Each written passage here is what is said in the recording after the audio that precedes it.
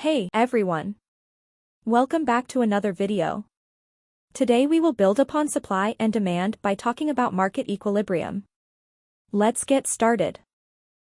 Market equilibrium is defined as the price where quantity supplied equals quantity demanded. Visually, it is the intersection point between the supply and the demand curve. This means the market has reached a stable point where there is no tendency for the price to change because the forces of supply and demand are balanced. Equilibrium is generally considered the optimal state for a market.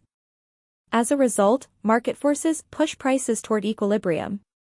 When the market price rises above equilibrium, quantity demanded from consumers decreases while quantity supplied from producers increases, creating a surplus.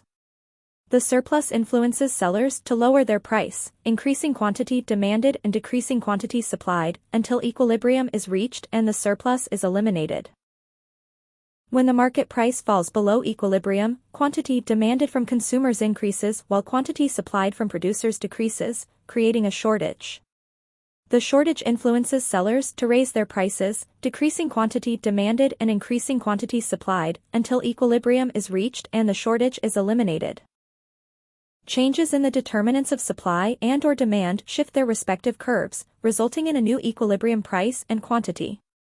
If demand increases, equilibrium price and quantity both increase.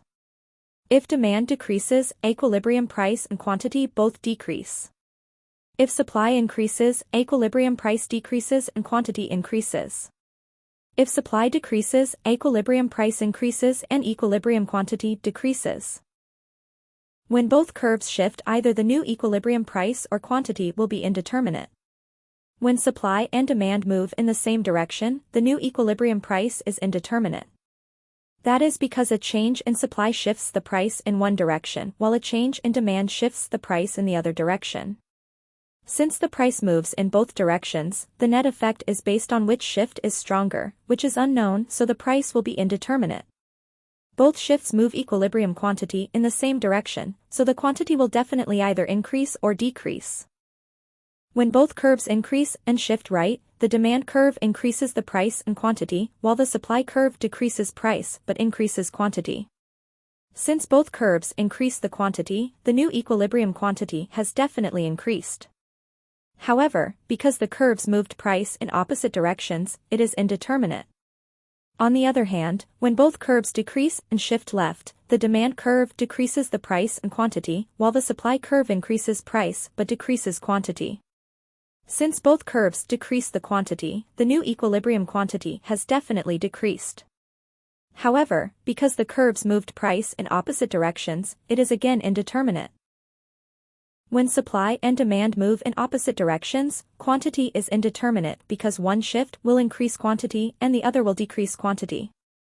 Both shifts shift equilibrium price in the same direction, so the price will definitely either increase or decrease.